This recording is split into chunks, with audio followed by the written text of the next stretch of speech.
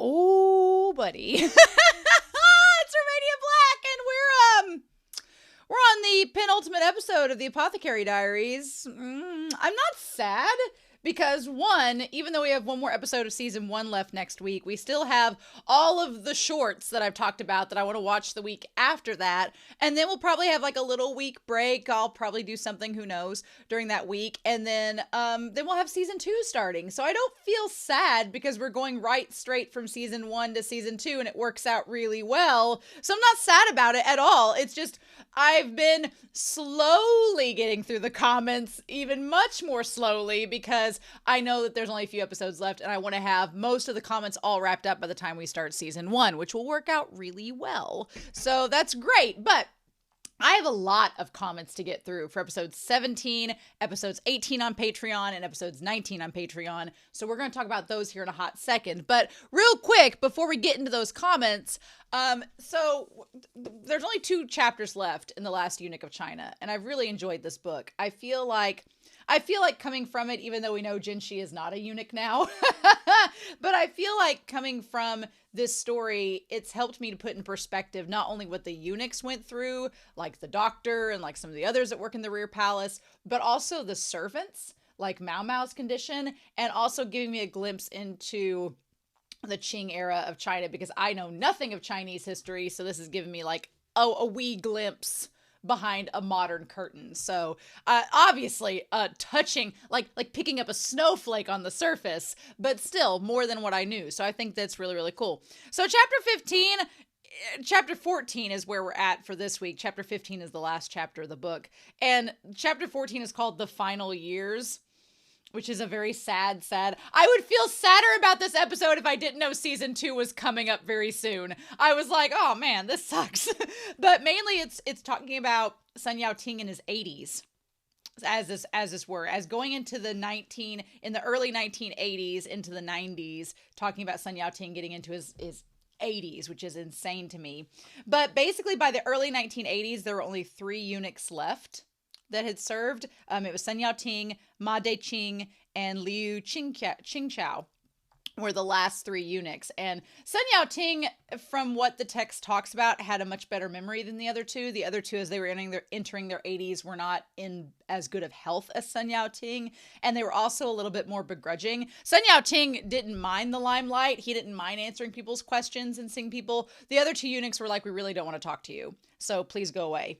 But Sun Yat-ting had adopted his son, which we'll talk about here in a little bit, Chindian, and he now has like a grandchild and everything that helps take care of him. And so we'll look through that. But it really was sad because there was lots of people that would come see Sun Yat-ting, as you would expect, because he's this wealth of knowledge from an era that lots of things were kept secret and lots of things weren't talked about. And so he has experience not only as a eunuch, but as someone working in the imperial palace that got to see kind of behind the curtain that most of the public did not. And so a lot of reporters and a lot of people would want to come see him, but it wasn't great for him. And I kind of got like, we talk about content creators and fans and parasocial relationships and how some content creators have to deal with very rude people. I'm very lucky that I did not have to deal with what Sun Yat-ting had to deal with. Because he talks about in the chapter that the 2 of them eventually passed away in the late 80s. And so Sun Yat-ting was the only living eunuch left in the country. And he was born in 1902. So that's wild. 1902. So Sun Yat-ting had seen, it says here, born in 1902, he witnessed the course of Chinese history for nearly a century from the unique perspective of a eunuch. The early days of the Republic, the puppet regime of Manchukuo, the Japanese occupation, the rule of Kuomintang, as well as the Cultural Revolution. Scholars and journalists from China and overseas took great interest in his life experience, as one would imagine. And as we get into more like with the internet coming into play and globalization, people starting to learn about other people's cultures that they hadn't had access to for centuries, nearly millennia, they became wanting to know Sun Yat-ting's story. It says, though Sun Yat-ting generally enjoyed chatting with people, occasionally there were moments of sadness and flashes of anger when he received the assortment of visitors. One day, a visitor from a Western country lingered for a long time on a topic that was especially painful to Sun Yat-ting, his physical mutilation as a eunuch and the effects on his life. At one point, he choked on his words and burst into tears. But the visitor continued with his relentless questions. Among other things, he wanted to know if a eunuch had sexual desires and outlets. Startled by the bluntness of this question, Sun Yat-ting responded with silence, and the visitor left with his curiosity unsatisfied. Back home, he sent Sun Yat-ting a letter, care of the Municipal Bureau of Religion, whose officials opened it to find a poker card showing an oversized male organ. They decided to not give the letter to Sun Yat-ting. I'm like, as much as we have talked in the discussion and how curious it is to know, like, we've talked about this in there, and I did, my curiosity was like, I want to know because, you know, it is kind of that unknown and humans are curious, but there's also like a line of respect. And if that person isn't willing to talk about it, you don't press it. Like, if they don't want to talk about, if they want to talk about it, awesome, let them talk about it. But for this person to not only not respect Sun Yat-ting's boundaries on an obviously very, you know, sensitive subject, but to go as far to mail letters and to harass Sun Yat-ting after the fact is really disgusting. So that's awful. Another Western journalist had a similar interest, but was much less subtle in their approach. He asked a lot of mundane questions during the allotted interview time. When the interpreter went away for a short moment, he suddenly picked up his camera and in halting Chinese, asked Sun Yat-ting to take off his trousers for a close-up shot. Sun Yat-ting's face turned crimson with rage. "Get out of here," he shouted, pointing his finger at the visitor. "You'll get paid," the visitor hastily brought out a stack of dollar bills from his pocket. "Here, take it." This enraged Sun Yat-ting even more. "The Chinese have no use for it," he roared, hitting the floor with his walking stick. "Get out of here, get out." After the visitor went away, Sun Yat-ting flopped into his chair, breathing heavily. "What the hell," he cursed. More visitors were friendly and courteous, and Sun Yat-ting got very well acquainted with a Western German journalist stationed in Beijing who spoke fluent Chinese. One day, he came with a Chinese woman. "This is my wife," he told Sun Yat-ting. The woman walked up to greet Sun Yat-ting and shook hands with him. "My name is Yan Hong. Are you a Beijinger?" he asked. "Yes, I am. Do I sound like one?" "Yes, you have a Beijing accent." So, I mean, I'm glad that there were good encounters that Sun Yat-ting had with the press and with the public, but some of those, I'm like, this is a man in his 80s. Like, that's to tell him to drop his pants for your interview. Like, the gall and disrespect is, I was mad on Sun Yat-ting's behalf reading this, and I was like, how dare you? So Sun Yat-ting gets to go back to the Forbidden City, and he hadn't been there in 60 years. And so there's a segment in here where he goes back to the Forbidden City and to see it for the first time in, you know, half a century. At the age of 83, Sun Yat-ting revisited the Forbidden City, now called the Palace Museum, for the first time in 60 years. And it's so cute because he gets there and he starts pointing out where everything is. And he's like, "Oh, I know where this is. I know what this path goes to." He's like, I walked through this corridor for years serving Wanrong and the Emperor. And so they, what do they say here? And he talks about he says, "This is Wanrong's bedchamber," and he goes through that.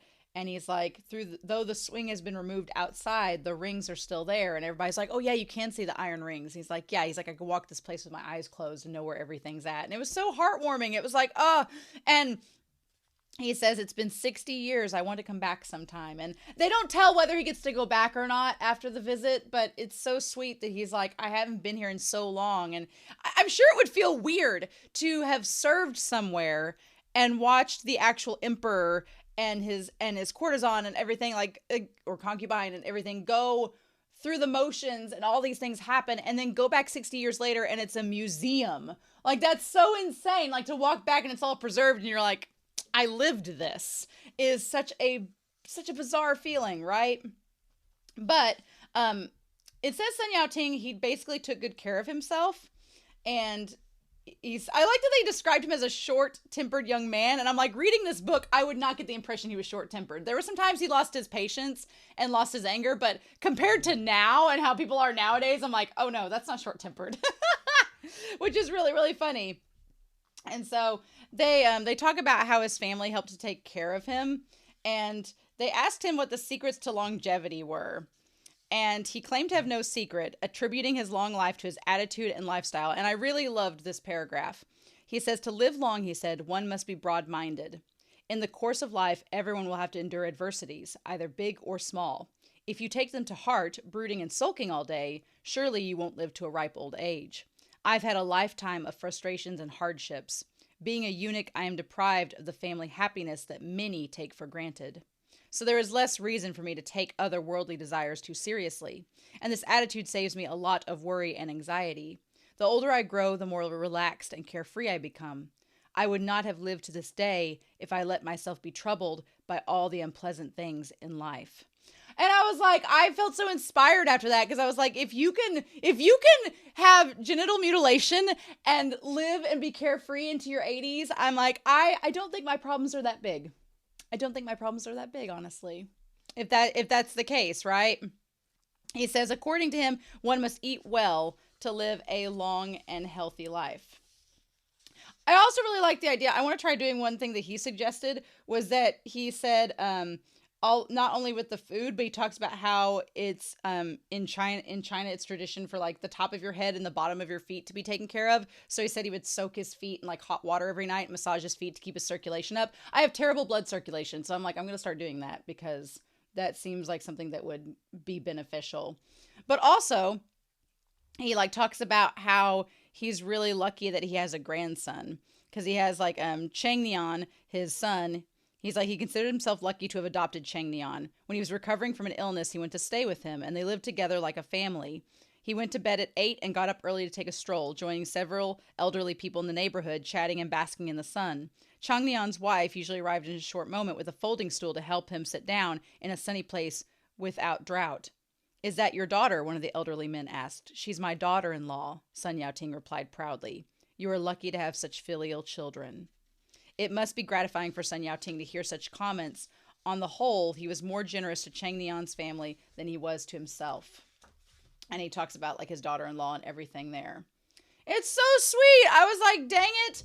I'm glad that Sun Yao-ting, despite everything that happened to him, was able to live out the rest of his days. There's one chapter left, so hopefully that's the case. But live out the rest of his days like in peace, despite the journalists and everything. But he had his adopted son. He had his daughter-in-law. It was like really sweet. And I was like it makes me emotional, because I was really emotional reading it, because it's like you finally get to the end of his story and it's like, ugh. I'm going to rein in my emotions, or I'm going to cry because it's so good. But I would go read that book and get to chapter 14 because it's really heartwarming. I'm like, anyway, I've already talked for 12 minutes and we still have a lot of comments to get through. So sorry, this is going to be a long intro, but it's the penultimate episode. So what do you all expect? And my dog's at my feet wanting me to scratch her belly, but she needs to come over here because I don't want to bend my leg that way.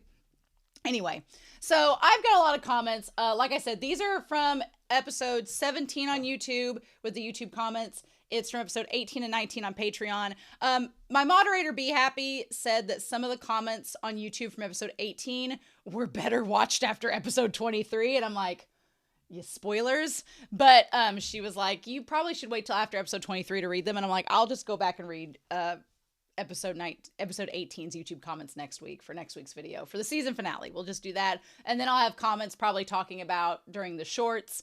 And then I'll save all the rest of the comments from Patreon and YouTube for when we start season 2. So we'll just do that. Yep. Lorelai says for episode 18, the fact that the old lady would not sell MaoMao to him. She could have made money and chose not to. Damn. Jinshi realizes that he does not see that side of MaoMao and also realizes she does not hate him. He now knows what her hate looks like when she's talking about LAKAN. And I'm like, yes, absolutely. So I kind of like that. We got some confirmation there about the woman with the brothel. And then for episode 19, Lorelai S says, LAKAN did not bow to Jinshi. The others did because he's royalty, though. Now, there is something to that, because at first I was like, well, that seems like a plot contradiction, but no, Anime Annie will explain that further. So we're going to dive into Anime Annie's comment, because she kind of addresses Lorelai S's comment there when we talk about episode 19. For episode 18, Anime Annie says, in episode 18, what Suirin says in Japanese is Shojin Ryori. Technically, it is a vegetarian dinner, per se, but this is a specific traditional Japanese dining style of Buddhist monks that has some strict guidelines. No animal products are used whatsoever, so it is a suitable cuisine for vegans as well. The ingredients used are seasonal, and the cuisine itself is based around a rule of 5. 5 colors: red, yellow, green, black, and white. 5 flavors: sweet, sour, salty, bitter, and umami. 5 preparation methods: raw, stewed, boiled, roasted, and steamed. 5 elements: proper temperature, ingredients, portions, techniques, and heart, and the 5 senses. I actually had the chance to have a Shojin Ryori lunch when I went to Japan 2 years ago while visiting a temple in Kyoto. The food was beautifully crafted and presented, and it tasted delicious. Japan's on my bucket list. I'm like, when I turn 40, I want to go and see it. So we'll see about that. But episode 19, Anime Annie says, Anime Annie has a big comment for episode 19, so we're going to go through this, but I want to read it verbatim because me trying to summarize a lot of it did not seem to be the right thing to do. So she says, episode 19, all the talk of MaoMao knowing her place in regards to the hierarchical structure of their society led to this moment where, as a young woman and a mere servant, she has no power to stop things or even go into certain areas.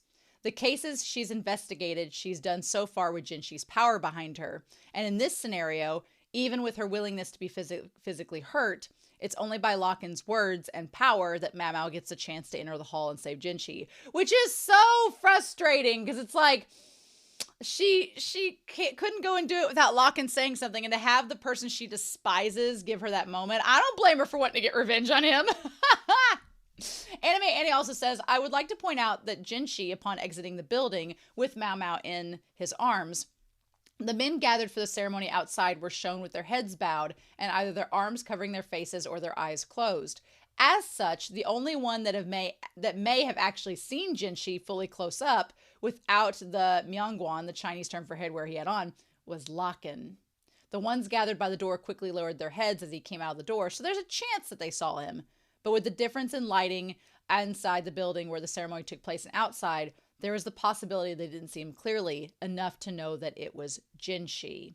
So that explains that, because at first I was like, well, I thought nobody was supposed to know who Jinshi was. But here's the thing. Jinshi, with his hair up in the impossible bun and the headgear on, they could have just assumed, oh, here's royalty doing the ceremony, and not put 2 and 2 together that it was Jinshi. And that all makes sense. But Lakan is the only one who has seen that it's Jinshi. And that makes that scene have so much more impact, because now it's like, oh, no, Lakan saw it was Jinshi, and Lakan knows that Jinshi's the one with MaoMao, and is like, oh shit, the Emperor's brother / son also loves my daughter.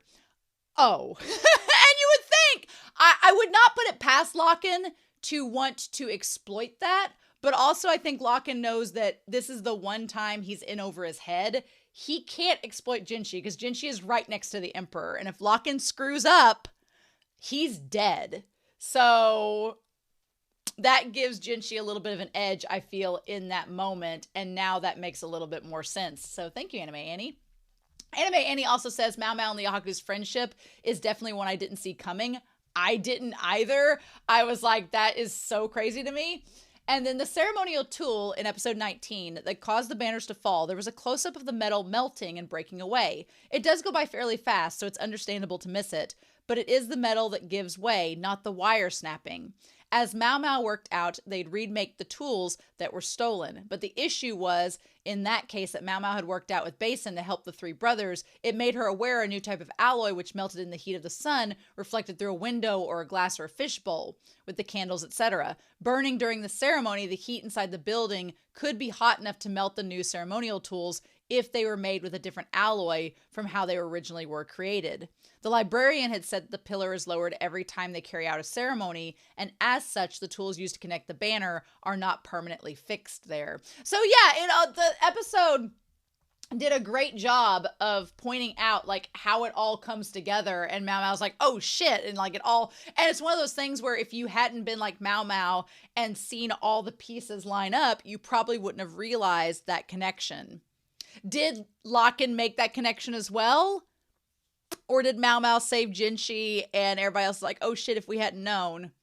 That's the big question, right? So Red the Best said for episode 17, I believe, when MaoMao had Jinshi had Jinshi stripped, she expected him to go full naked in the novel, but he left his trousers on. She thought that it was because he was cold, but I thought that that was rather telling. Yeah, now in hindsight, it's like, oh, Jinshi kept the trousers on because he's like, I'm not castrated, so I can't show you that. She must have been so used to men just fully undressing when she told him to that modesty hadn't even entered her mind. It doesn't explain why the modesty wasn't a factor for her, but I suspect that because she grew up in a brothel where men were probably undressing all the time, and she's a doctor, and there are some examinations that can only be performed when someone is naked, I'm guessing in cases like STIs or STDs, modesty had never entered her mind at all. She was just like, well, he kept his crotch covered, so he must be cold.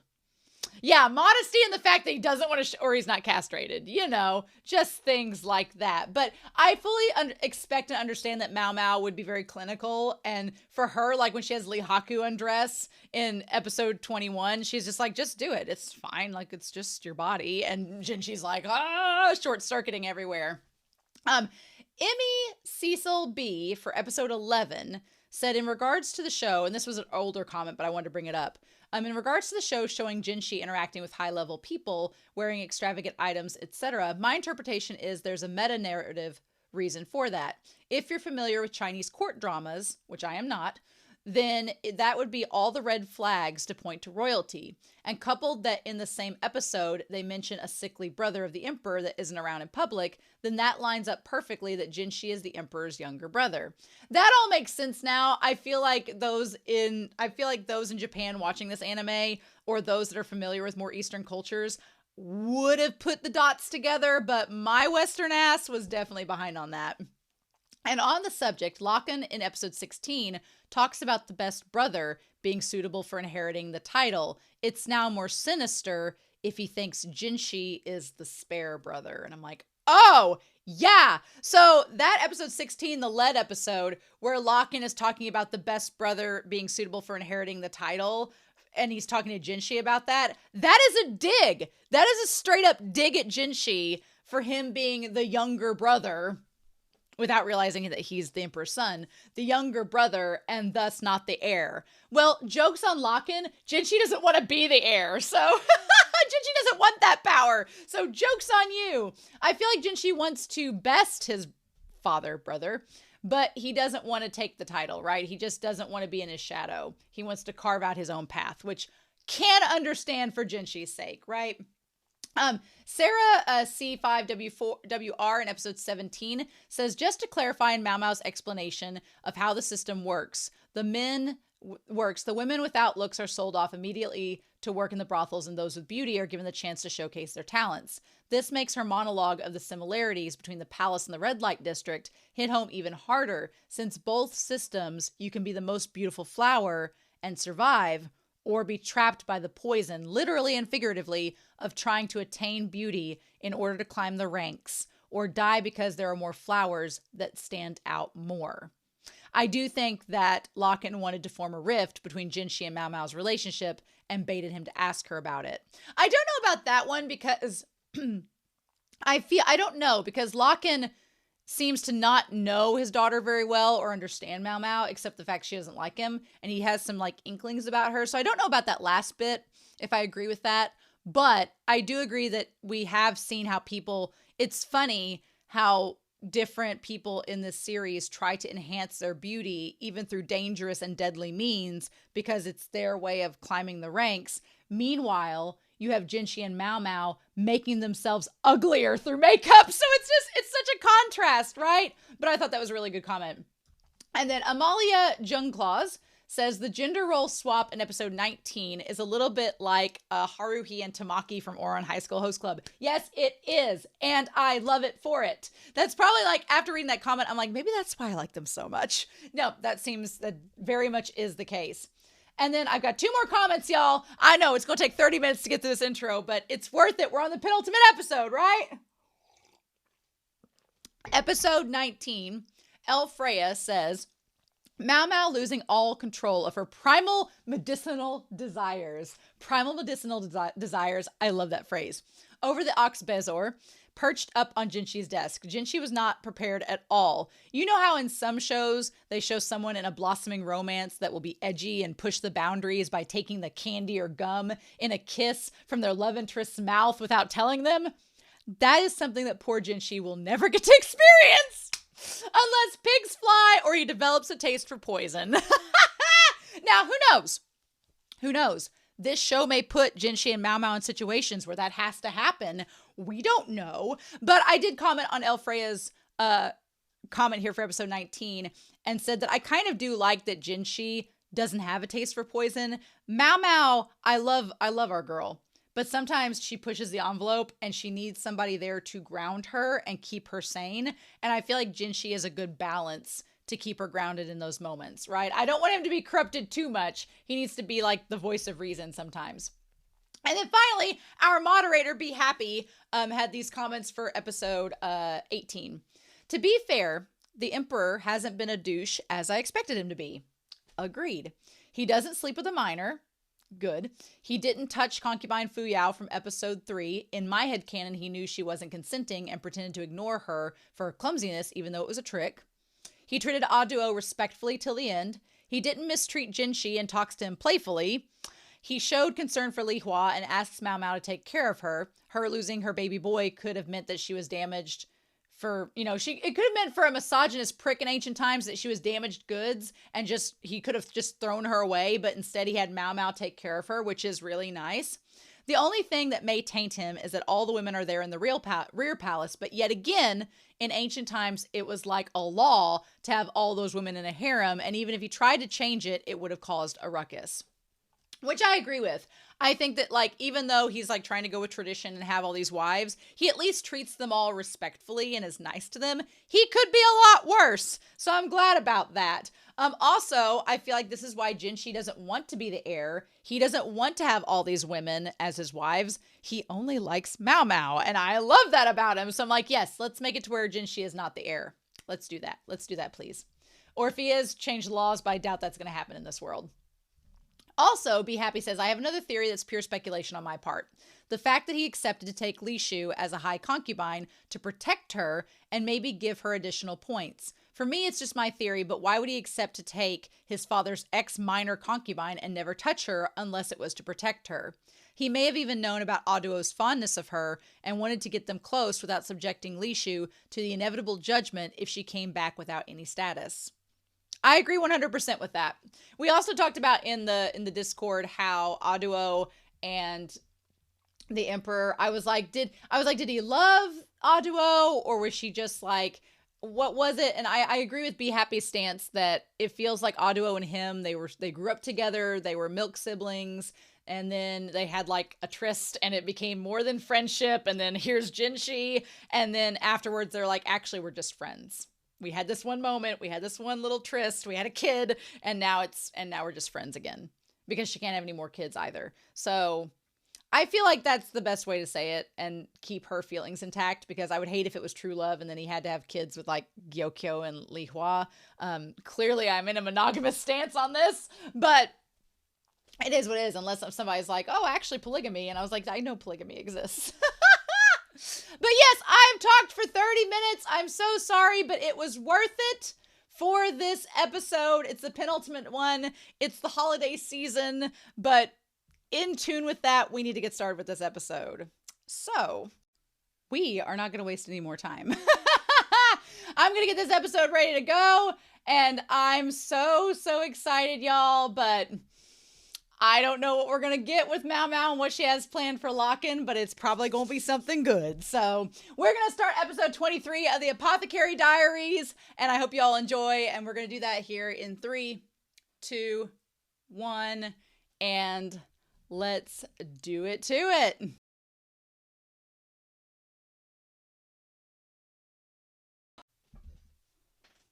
Oh my God!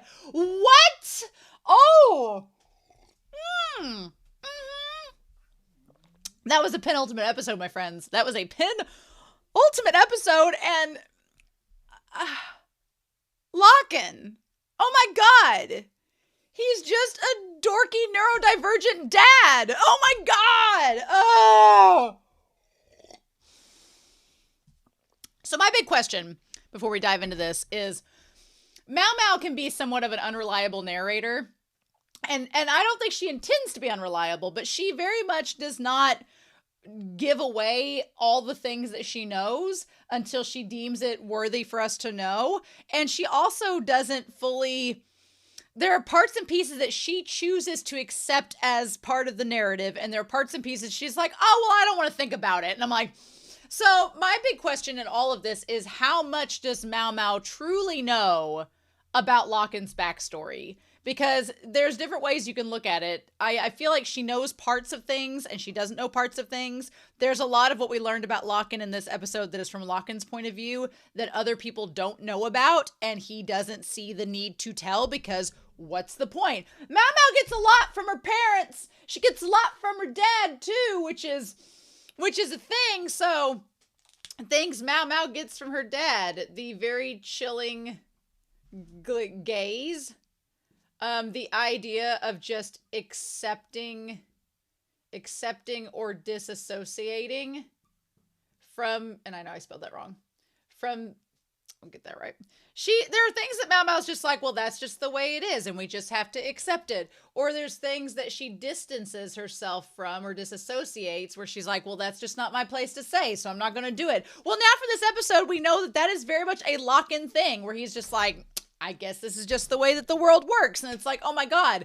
But then there's such a tragedy with LAKAN that I'm like, oh my God. So we're going to go through this episode and talk about it as we go, because I'm sure I'll leave things out otherwise if I don't. But the very first panel is showing, if you look now, because I was like, when we found out a finger was taken, I was like, wait, a finger that was sent to him, that you can see the ring finger from Fengshen is missing.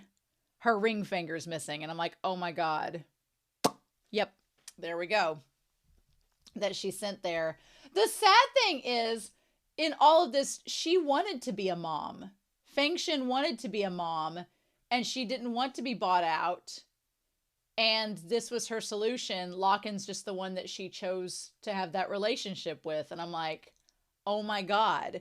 Like, we thought that LAKAN was this sleazy guy the entire time, but the fact of the matter is he was just kind of a baka and didn't realize until it was too late what was going on, and got caught up in all this circumstance and then had to suffer for it. And it's like, oh my gosh. And now he's just kind of like accepted and given up and is like, whatever. So, but we know from Fengshen, she wanted to be a mom.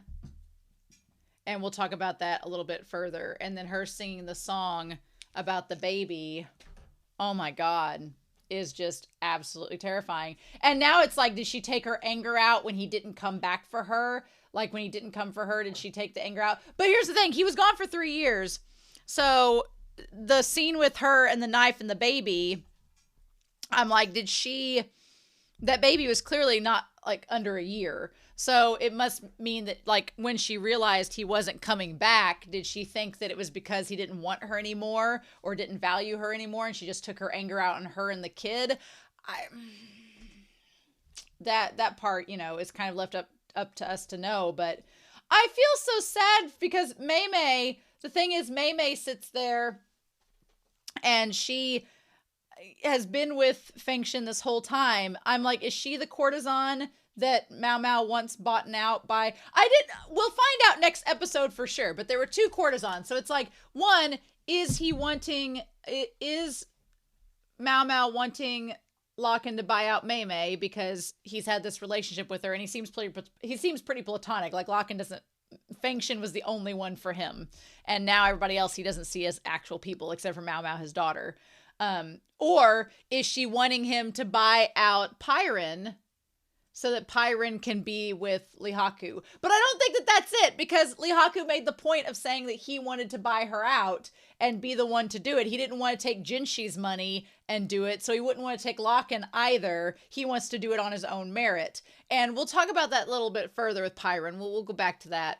I'm going to make a note of that. But I feel like she wants him to buy out MaoMao so that MaoMao he can basically let her go do her own thing, and she can maybe stay with him and take care of him, because other than her mom, MaoMao seems to be the only one that can deal with LAKAN, and seems like I feel like MaoMao, because she's watched the relationship that Fengshen had with LAKAN, she kind of sees behind the curtain and sees how LAKAN actually is and that he did love her. And so maybe Mei Mei is able to forgive him because of that when no one else seemingly will. So I could see MaoMao having him buy out Mei Mei so that she could take care of him, because MaoMao's like, look, I can't with you, because even if it wasn't your fault directly, even if you didn't intend to get my mom pregnant and devalue her because of it, it ended up happening anyway, and I had to suffer and watch my mom degrade into this syphilitic state of dying. So she's like, even if you're not the one totally at fault, she's like, I can't quite be with you and forgive you, but Mei Mei can look after you because she seems to respect you. It's kind of the vibe that I get. But again, we look out the window, and from the first OP, the little clover and the wood sorrel, like the little balsam, the little blooms there, we see that, and that's outside her window, which is what MaoMao's flower is. Oh my God. But yeah, MaoMao just seems like, I feel like MaoMao is in this precarious position because she doesn't seem to know fully the story behind her father, but she knows what she's been told. She knows what she's deduced. Now, whether or not she knows the full extent of everything, I don't think so, but she could know parts and pieces.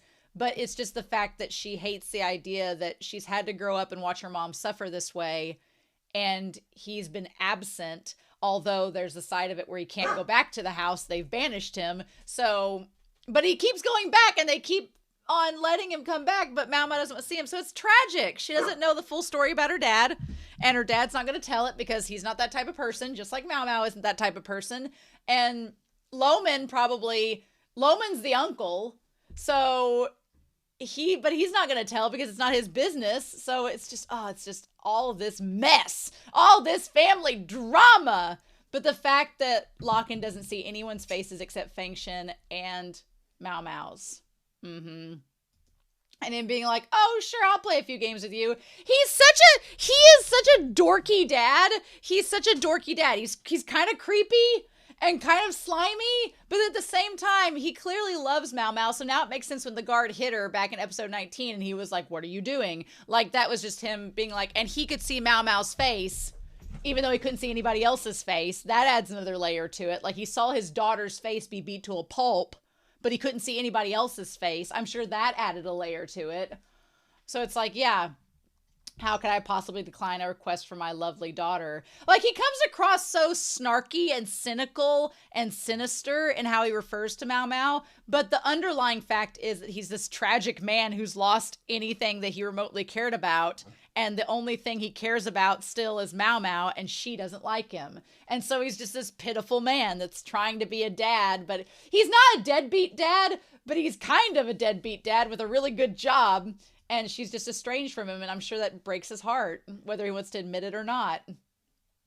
So then we have the game between them, the chess game. Now, I think it's very telling that she plays chess against him for a number of things. She plays chess against him because it's a game he's good at, which is going to tie into this whole thing.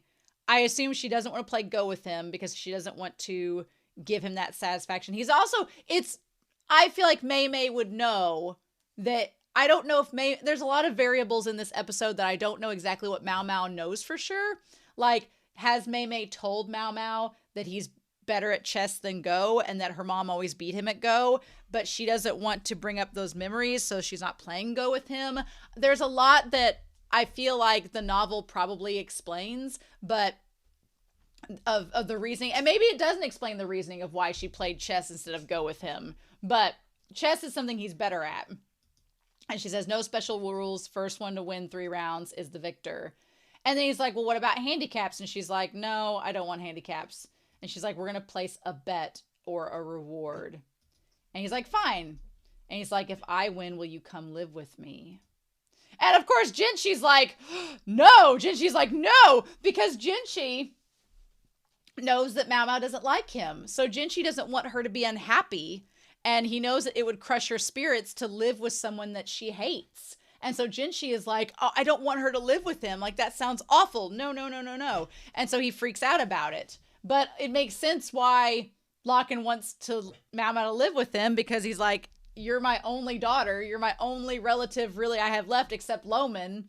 But he doesn't probably know about Loman taking care of her either, which I want him to find out that Loman's taking care of her. But I don't know if that's going to happen, right? I would love for Loman and LAKAN to meet up now that we know that Loman is his uncle and MaoMao's great uncle taking care of her. I would love for Loman and LAKAN to have a conversation by the end of this season, but I don't think it's going to happen, right? I don't think it's going to happen, but I don't think that LAKAN knows that Loman took her in, because when he went back to the brothel, the old woman basically told him that Fengshen was dead, even though she wasn't. She said she's gone, but the implications there. And he probably didn't find out about MaoMao until later. Now, how he found out about MaoMao, I would like to know that too, but see, unless he saw her, and when he saw her out the window in the, like, episode 13 or 12 or whatever it was, did he find out, was that the moment he found out that MaoMao was his daughter and she was alive, and then he did research to figure out what all was going on, and that's why he kept going back to the house and talking to Mei and them? I don't know. I don't think so, but there's little bits and pieces we don't know the answers to that I'm still fascinated about, and maybe we'll learn about them as we go through the series. Maybe we'll learn about them in season 2. I don't know. But yeah, Jinshi does not want MaoMao to go live with him because she knows how much she would. And of course, LAKAN has a smirk on his face. Now, of course, here's the thing. LAKAN can't see their expressions. He doesn't see facial expressions, which adds a whole nother layer to LAKAN of being... LAKAN is definitely neurodivergent to me. I feel like LAKAN's neurodivergent. He can't see facial expressions. He can't see them. And so he only knows people by the pieces that he gives them. I mean, he could probably see the body language of Gaoshin holding Jinshi back, but unless he understands through, it says he didn't learn how to recognize people except for their voices. So in that moment, then, in episode 19, when Jinshi is walking away with MaoMao in his arms, LAKAN, because he recognizes people by their voices, LAKAN would not have seen Jinshi's face as he walked by him, which is interesting. He wouldn't have seen Jinshi's face. Jinshi didn't talk the entire time, but because Jinshi was carrying MaoMao in his arms, the question is, did LAKAN know in that moment that it was Jinshi carrying MaoMao away since he can't see their faces? Or did he assume it was just somebody in the ceremony carrying her away and didn't realize it was Jinshi? Because if he realized it was Jinshi, he would realize how much Jinshi loves her. And because that's a pretty big gesture to do for someone that doesn't. But if he can't see Jinshi's face, did he know? That's the big question. Did he know that Jinshi... Because right now he can't see how disgusted Jinshi is at the idea that he wants to take MaoMao to live with him. But Gaoshin's like, no, you said you weren't going to interfere. I'm sure he can read the body language, though. You promised not to interfere. And Jinshi's like, and Gaoshin's like, you can't do it. And he's like, fine. So then MaoMao's like, I don't mind. MaoMao saw him react that way. So what she interprets from it, that's going to be the question, right? So she says, but I'm under hire right now. You'll have to wait till my contract expires. And he's like, hired? You're employed right now. And then she says, yes. And he's like, oh. And that's when he looks over to Jinshi. Now, with the fox face. Now, here's the thing. I wondered if LAKAN, right up until now, he didn't know that MaoMao was employed under Jinshi. He probably just thought that Jinshi, using his power as the emperor's brother's son, could have made MaoMao stay with him, and that it was forced. But now he knows that that's a different type of a relationship. Now, Jinshi doesn't know that LAKAN knows that. So now it's this big game of, like, I love the dynamic between LAKAN and Jinshi because it very much is like a father-in-law, son-in-law relationship where LAKAN's like, oh, is this what you're thinking about my daughter? Is this what you're doing? And Jinshi's like, you have no idea what I'm thinking. Get away. Like, it is a very, they have this very back and forth chase of wit dynamic, but it's also both of them trying to figure each other out. And it gives me father and son-in-law vibes. And I'm kind of all about it. And she's like, but if I win, you have to buy out a courtesan at the Verdigris house. Now, the question, though, is maybe it's not Mei. He's like, of all the things you could ask, I won't say who, but the old lady wants to get rid of an aging courtesan. It's not Mei. She wants him to buy her mom out. That's what she wants. I mean, it could still be Mei Mei, but an aging courtesan, it's Feng Shen. She wants him to buy her mom out and take her and take care of her. Because at the end of the day, the brothel is not making any money off of her. And the old woman in charge of the brothel's like, look, she's going to die. At this point, even though she gave him the flower at the end and Mei Mei said even a wilted rose can regain itself, I don't think that Feng Shen's going to regain herself. I think the syphilis is too far gone at this point. She's going to die from it. And I don't think there's any curing her because, one, Loman would have already done it by now if he could. And two, it's like MaoMao keeps going over, but it very much seems like a hospice situation where she's just living out the rest of her days and they're trying to make her have some quality of life at the end because most of her is gone. So I won't be surprised if MaoMao's like, look, regardless of the circumstance, regardless of who wanted it more than the other, and regardless of how it all ended up, the fact of the matter is that you're in this position of power and wealth. My mom is dying from a disease that indirectly or directly you caused. So you're going to take care of her until she dies because that's just the way this is going to be. And it's not atonement, but this is just how it's going to have to be. Because otherwise, MaoMao's like, I'm not seeing my mom get sent to a ditch to die, and I'm not going to have you not take responsibility, even though a lot of it was influenced by Feng Shen, but we'll get to that. So yeah, I guess she wants him to buy out the mom and take her into his custody and care, which that would be heartbreaking, but also like really bittersweet because what if she was able to play go with him or he was able to take care of her? She's the only human face he can see. And he thinks she's dead. She didn't say who. So I wonder if she's like, this is my mom you're going to take care of. I don't know. I don't know. I want to watch episode 24 right now, but I'm going to wait till the comments. Oh my God. So hard. Waiting for episode 24 is going to be the hardest thing in the world. I hope you all know. I'm waiting until next week's comments so I can look at those, but I hope you know how hard it is for me to wait and not watch episode 24 because it's really freaking hard right now. Anyway, she's like, I'm not going to say who, but the old lady wants to get rid of an aging courtesan. And he's like, okay, fine. If that's what it takes, I suppose I must accept. And then she says, is that all? And so she's like, no, there's 2 more rules. She's like, the first one is that she takes, and basically it's alcohol. When she poured it, I was like, that looks like liquor. And I like that Jinshi's trying to use his Sherlock skills and sniff the alcohol too and be like, what is this? Like he's trying to be Sherlock himself. He's like, it smells like distilled hard liquor. And then she says, but here's the thing. So they put the liquor in it. And then I like when she pulls the vial out that both Gao Xun and Jinshi are like, girl, what are you doing? They're like, this does not bode well. Both of them are like, we have a bad feeling about this. And he's like, what's that? And she says, well, it's a medicine. In small amounts, 3 sips turns it into a deadly poison, though. And I'll pour it into 3 of these cups. Now, of course, I'm trying to keep track of the cups that she pours it into. I want to go back and see if I can keep track. Because we have... this is going to take a little bit, but she pours it into... Okay, I want to look back and see. The cup game is something I kind of like doing, so when she was doing it, she pours it in the first 3 at the top, right? And leaves the 2 bottom ones. So...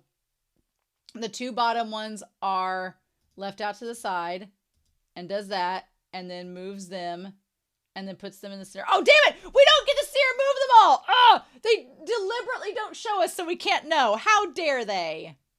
After every match, the winner picks a cup and the loser drinks from it in one breath. That's the first rule. And he's like, what a brutal rule. And the second rule is that no matter the reason... that if a player abandons a match, they lose. Okay. And of course, him passing out would be abandoning the match, and so he would automatically lose. And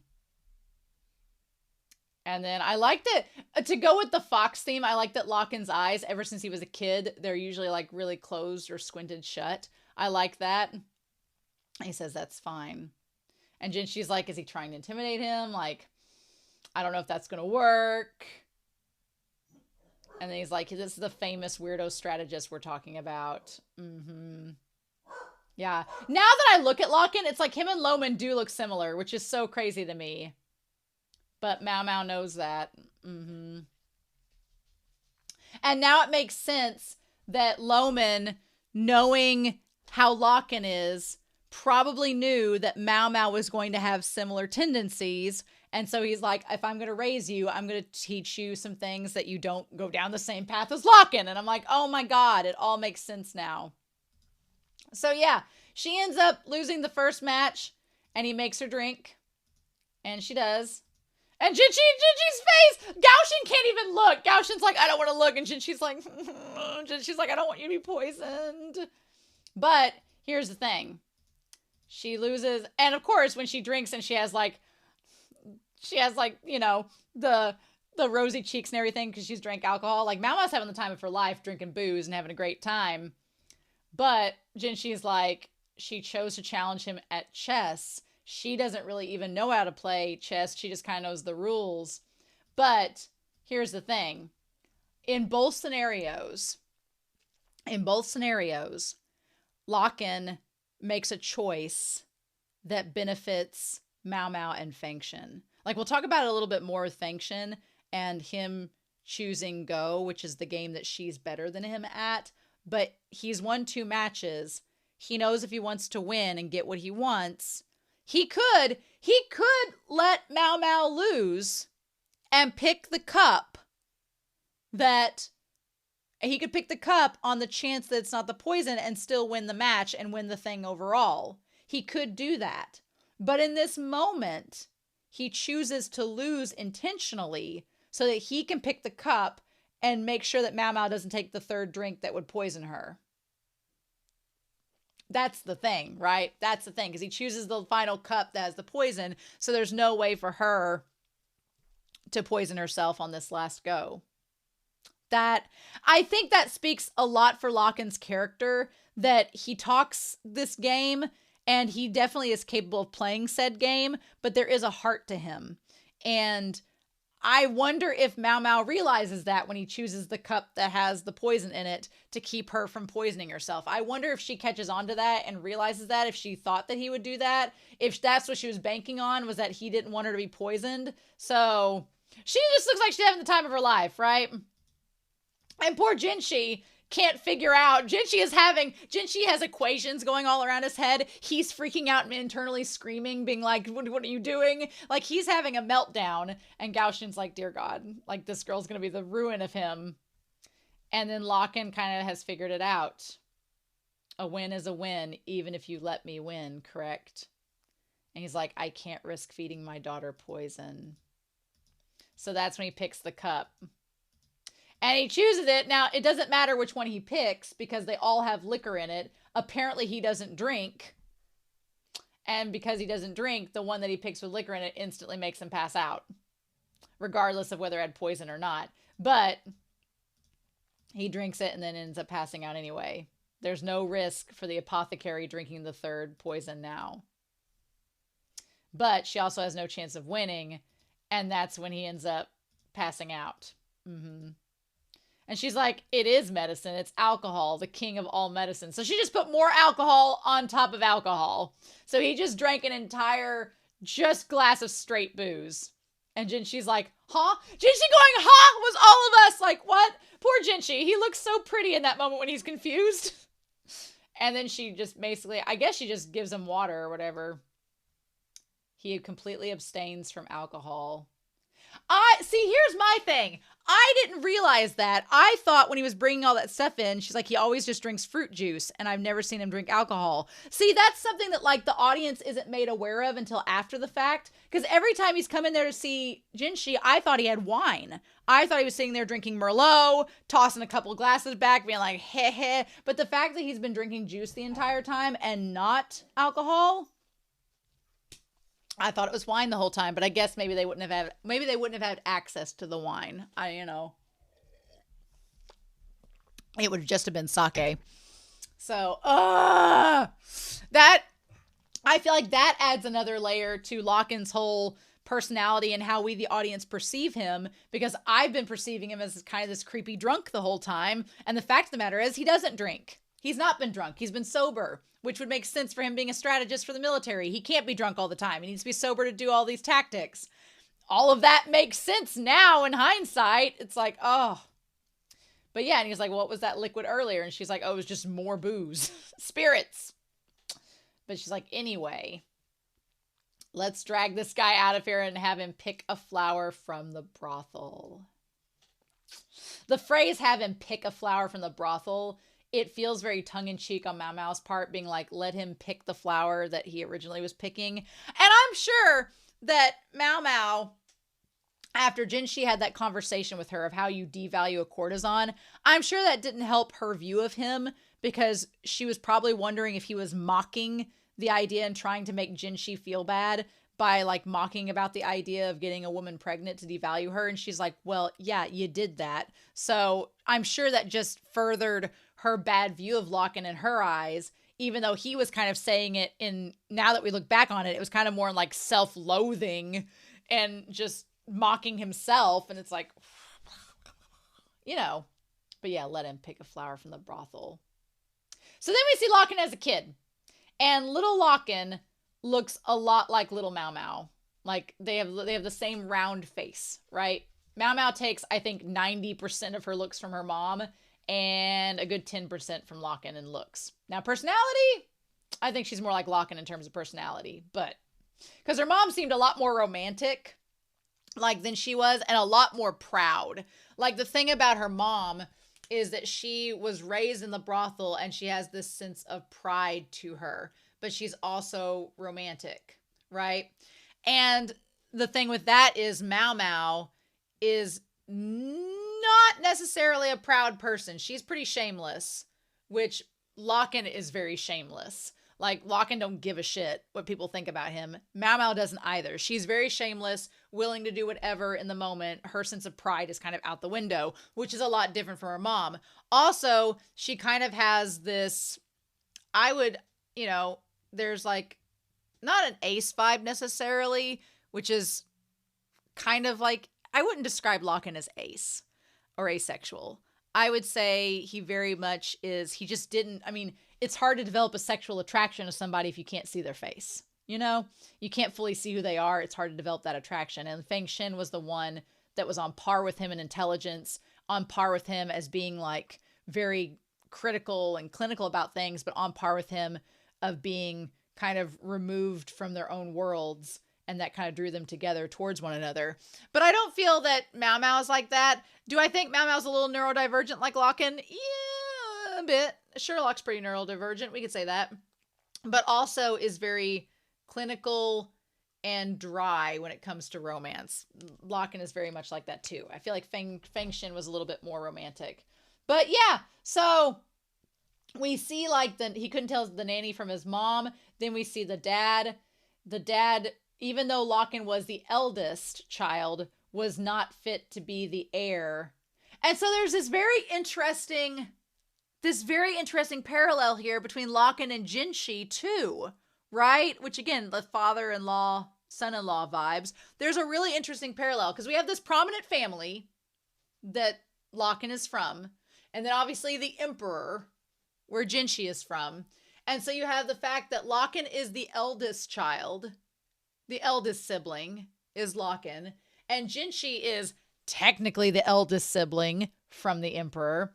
And the emperor, what's interesting is that LAKAN's dad, because he just didn't see any promise with LAKAN, left the mom to go be with this other woman. And from there, LAKAN's dad had all these other heirs that are half brothers to LAKAN, and they're the ones that are going to take over the family. Right? Then you have Jinshi's dad, the emperor, who Aduo, after they don't realize that the emperor doesn't realize Jinshi's his son, but in this kind of weird way, he goes off with the other concubines now because Aduo can't have any more children.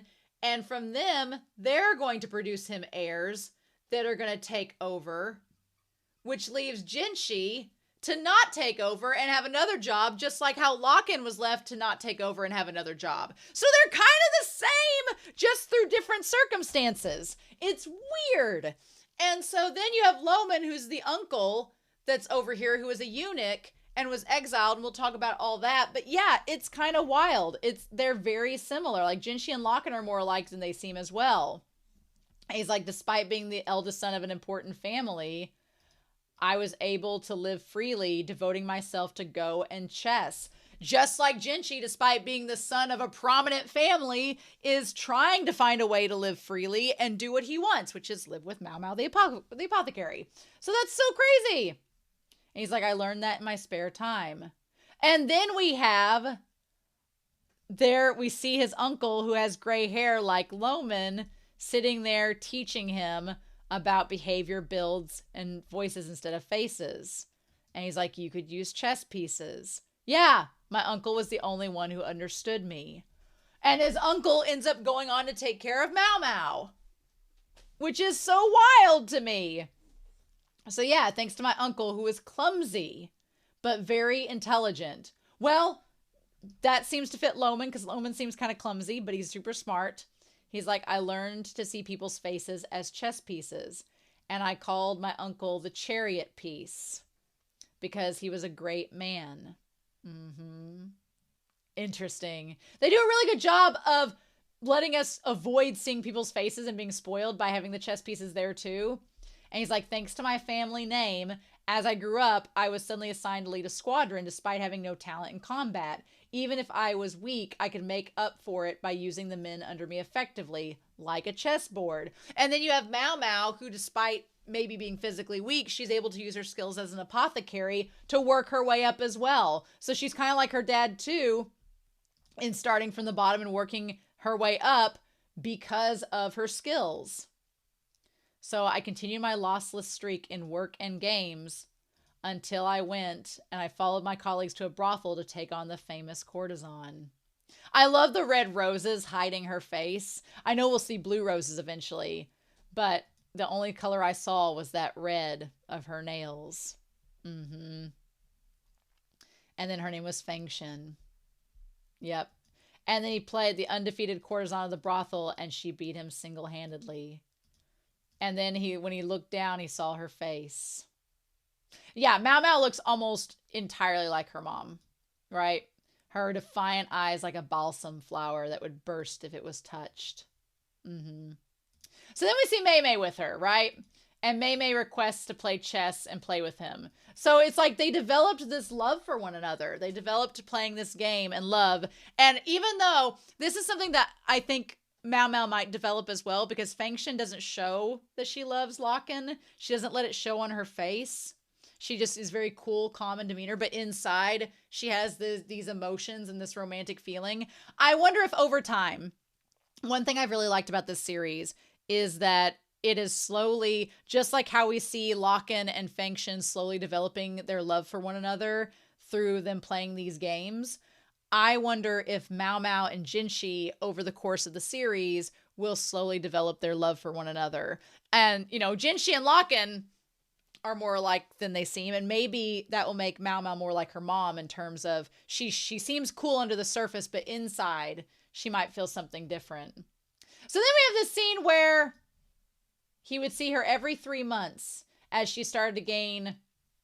He's like, she had a personality that was made almost purely of pride from growing up in the brothel. And then she says something that is very similar to what MaoMao says in a previous episode. She says, I have no mother. A woman did give birth to me.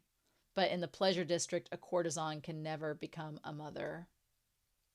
And then we see MaoMao in the background watching them play. So, which is interesting, right? Once a talented courtesan gains popularity, the brothel becomes reluctant to sell them. That line there that she says, though, is whereas MaoMao, back in the earlier episodes, MaoMao says, I have no mother, like a woman gave birth to me, but I probably lost the ability to have romantic love inside of me from the moment I was born. I was like, I don't know if you realize if you do have that, MaoMao. I don't know about that. I think it could still be developed. A wilted rose can still be retained, right? And restored. But the moment that MaoMao's mom said, that line to LAKAN, it seemed to me like she was trying to hint around at she did want to become a mom, but she didn't have the luxury of that option because of her status in the brothels. She didn't come from any other family. She was literally born in the brothels and raised there. So she has no nobility, no status. So in order for her to become a mom, she'd have to get bought out. But because she's so popular, the brothel's not really going to be allowed for that to happen. So then she fit that profile perfectly. It's like Fengshen doesn't have any other family to go to. So she could literally stay in the brothels as long as they needed her and not get bought out. Also, Fengshen's giant Sailor Pluto hair that goes down to her ankles. Love. Love. Her design is so beautiful. Her harsh attitude wasn't for everyone, but she became the favorite of several dilettantes. And I could only afford to see her every 3 months. So she's painting her nails, as she does. And then he comes to see her and he's like, balsam flower, and what's that? And she says, it's wood sorrel. Known as cat's foot, which is what MaoMao's flower is. It's a medicine that helps treat poison and insect bites. I love that that's MaoMao's flower. That's so cool. I love that it represents her. And she's like, when are you going to come next? And he says, 3 months from now, as always. I feel like when she asks when he's coming next, she earnestly wants him to come more because she's fallen in love with him. And when he says 3 months, she's thinking in her head, she's like, I may not be able to see you in 3 months because I might be bought out by then. So she makes the decision to be like, if I could get pregnant, I wouldn't be bought out. And I like you, so maybe it could be with you, right? Or she finds out, if I get pregnant, it'll devalue me and those other men will leave me, but maybe you'll come in 3 months. And you seem like the type of person that maybe you'll buy me out. And that kind of goes back to Pyron and Lihaku, because MaoMao makes the comment that if Lihaku loves Pyron and keeps working and keeps showing that true love and devotion he has towards her, then eventually she'll let him buy him out. She'll let him buy her out because she's like, no, you're worthy of it. I'll take your price and go with you. And to me, it seemed like Lihaku and Pyron are kind of like, hopefully, knock on wood, the happy ending version of LAKAN and Fengshen, because it seemed to me in this moment that Fengshen was like, I want you to buy me out, but I know you can't afford me because of these other guys. So if I get pregnant, you'll understand and be okay with that, and you'll buy me out and we'll be able to be together. That's not what happens, but that could be what she was thinking in the moment, because she's like, I understand. And then when they play this game, it's like, that was when I heard that Fengshen was being bought out. Fengshen's price was being hiked up by the dilettantes competing against her. And so I was on a good career path as a military officer, but I'd lost the title of heir to my half-brothers. So her price was well outside my reach. So that's something too. Like MaoMao's from a pretty important family by birth, but by her blood relations. But in title now, she's not really. Like, she's got the backing of a family name, but she also has an exiled uncle and a disgraced dad and a mom that's a courtesan. So MaoMao's not really up in the nobility sector like she could be. Kind of like Jinshi may be the emperor's brother, but he's also not in line to be heir, so it kind of is a similar situation, although Jinshi has still a lot more power and nobility than MaoMao does. But the fact of the matter is, I feel like LAKAN is now kind of he's just a military officer, but that's all. He doesn't have the family name behind him anymore, right? So I love the snow and the red lanterns. And she's like, I'm going to place a bet. If you win, I'll give you anything you want. And if I win, I will take anything I want. Well, she took some stuff, all right. And this was the moment that she's like, pick, choose a board. And he said, a terrible thought crossed my mind. Because he could have chosen chess that he's always beat her in. And he could have done whatever to her he wanted to. But he didn't act on that terrible thought. Instead, he picked Go, which was the game that she always beat him at. And then she's like, And that's when she said, MaoMao. At first, in the reaction, I thought she said to MaoMao, I want you to concentrate on this game. So I thought MaoMao was going to stick around, and that would like let MaoMao see between the two, the insight. But no. The real story is she wanted MaoMao to go away. In that moment, she decided, I'm going to have sex with this man. And in that moment, she was like, MaoMao, I need you to leave so I can do this. So you need to go away. That was the moment. She was like, the moment that LAKAN gave her the consent and gave her the power, she was like, oh, MaoMao, I need you to leave because my mind's made up immediately. Right? Because, yeah, she could have had MaoMao stay if he'd picked chess, but that's not how the story went.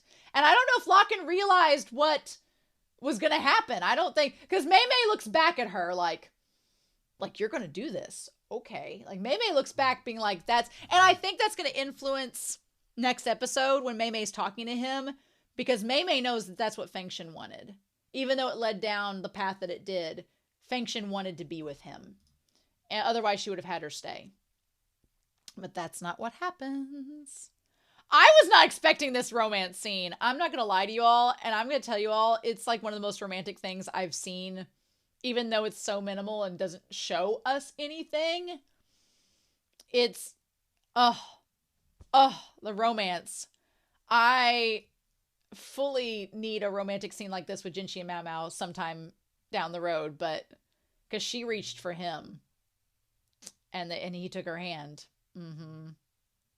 Yeah. And the way he describes it, because, yeah, they left the go board, and he's like, there were no sweet words from Fengshen. And I wasn't the type to offer any either. In that way, we were quite similar. Yeah. And her saying, I want to play Go. And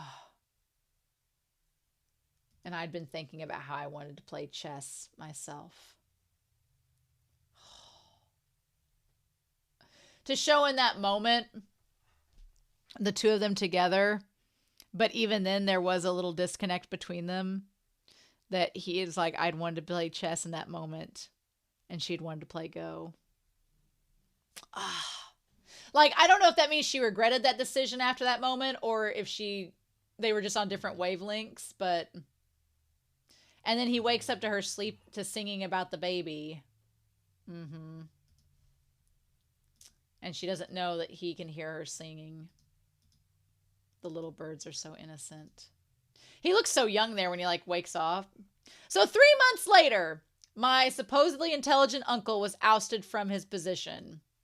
That's the time that Jinshi was born. So Jinshi was born 6 months before MaoMao. So they're just a half a year apart.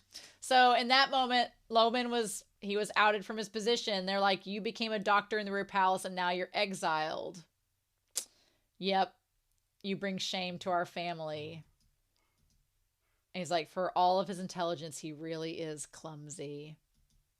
And so, again, this all makes sense now, because we saw when Fang Ming with Aduo was found out, the people connected to her were axed. And so the dad is like, look, Loman's getting exiled. You were close to him. I don't want you to get killed because of your relation. So you're going to go study abroad so that you can get out of trouble and leave house for a while until things die down, and then you can come back.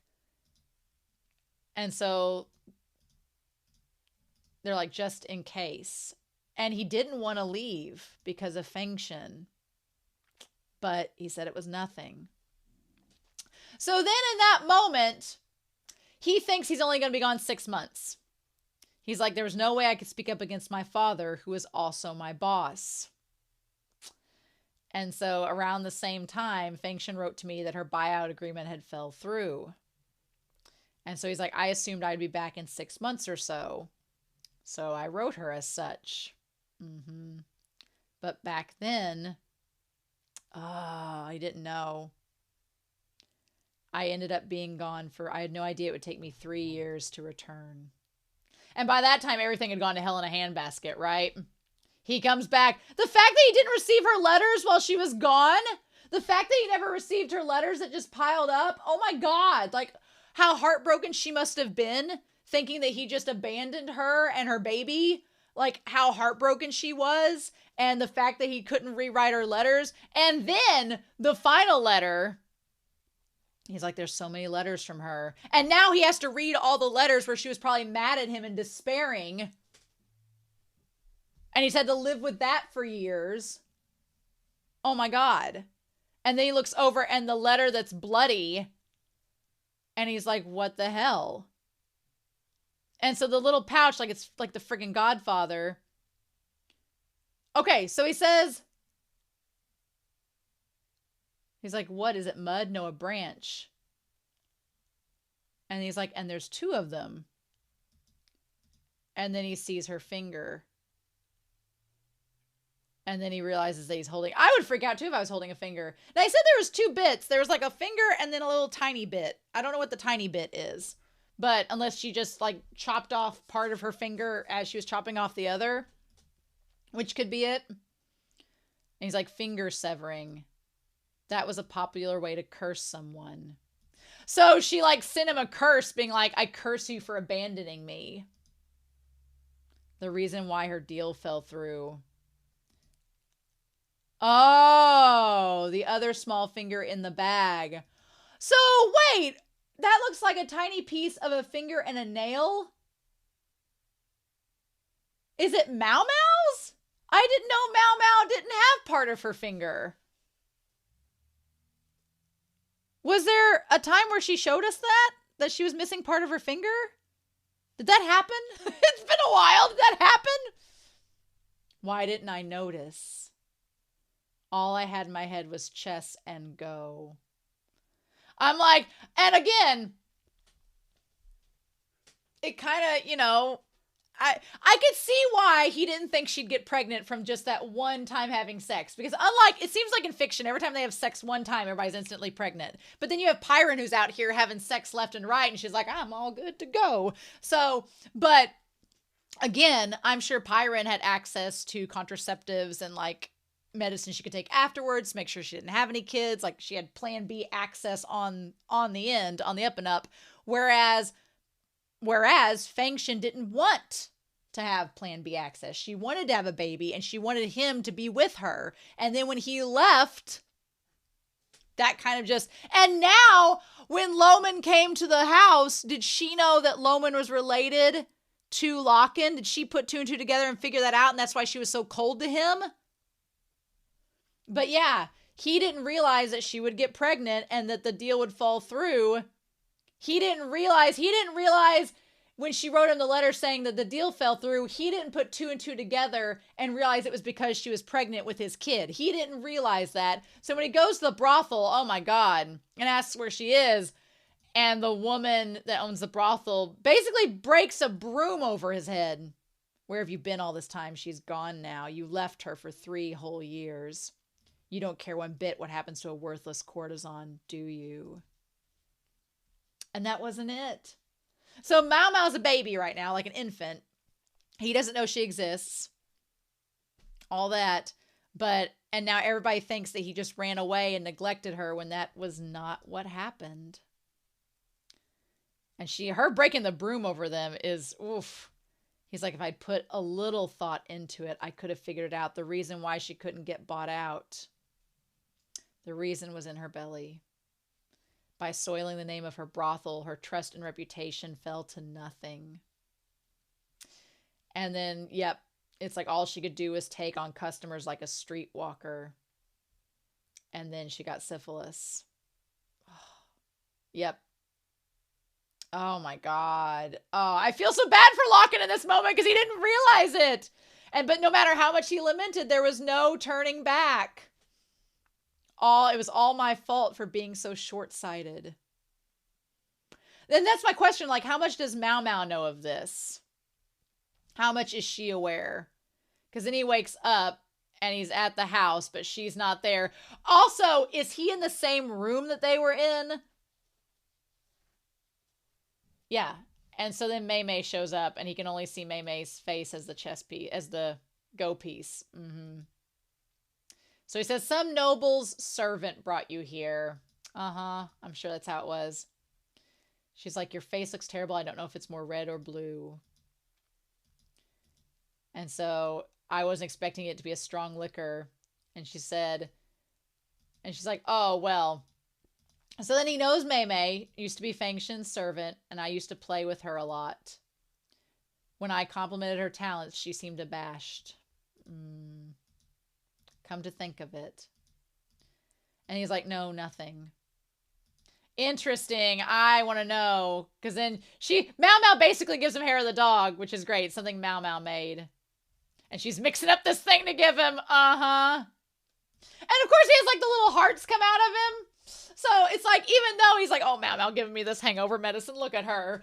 I'm like being this dang, doting, this neurodivergent, deadbeat, doting dad. Why?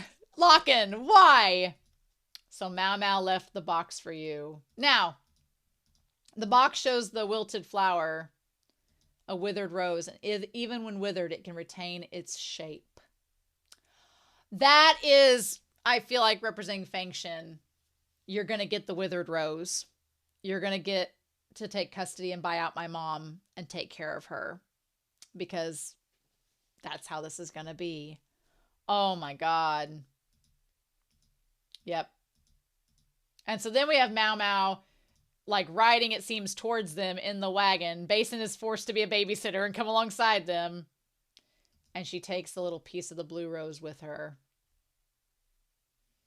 I can't believe that episode just ended there. I want more, damn it.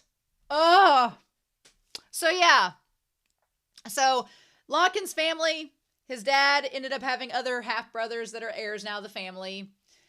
Jinxi's dad's the emperor, but now he's with other concubines, hopefully having heirs that are going to take over. So they're similar that way. Loman was the exiled family doctor that ended up taking care of MaoMao. That's all there now.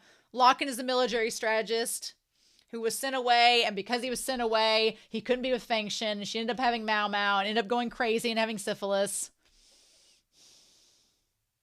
And now MaoMao's like, you're my dad, but I don't. It's like, I feel like there's a part of MaoMao that knows maybe part of the story and that he's not totally at fault. And she's probably figured out from Loman maybe, but we don't know. But the fact of the matter is she's still pissed at him, but she can't kill him. So it's like, so instead I feel like she's going to make him take care of her mom. And I feel like he would. I feel like he will. I don't know. I feel like he'll take care of her. He probably thinks that she's dead, but he probably would take care of her. But I guess we'll find out next episode to see if that's the case or not, right? If he has to take care of the mom, that's going to keep him quite busy, which for season 2 might give her time to go hang out with Jinxi and go solve mysteries and solve the whole thing with Lolan and all that, and Sui Ray and all that, but this episode was so good. This episode was so good, and I have to wait. I don't want to wait, but I have to, so damn it. I have other shows I need to watch, so fine. I'll watch episode 24 after I have the comments from Patreon episode 20 and YouTube episode 18 and 19. I'll wait. I'll be nice. But it's going to be freaking hard. So fine. But this episode was so good. There's so much. All the dots are connecting together. Now all that's left to see is like, what does MaoMao connect? How does that work? Where do we go to from here? So anyway, I hope y'all enjoyed this episode reaction discussion. I can't wait to hear your comments down below. But I hope y'all have a wonderful week. Please stay safe. Take care. And yeah, I'll be back next week with the season finale of season 1 of the Apothecary Diaries. See you then. Bye.